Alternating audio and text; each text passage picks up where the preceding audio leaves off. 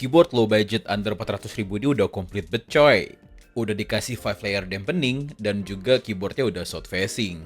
Sayangnya sih dia baru wired only aja ya. Dia belum 3 mode. Tapi jangan salah cuy, untuk feel ngetik di stoknya udah cukup banget ditambah dengan gasket mount dari keyboard ini. Langsung aja dengerin typing testnya deh.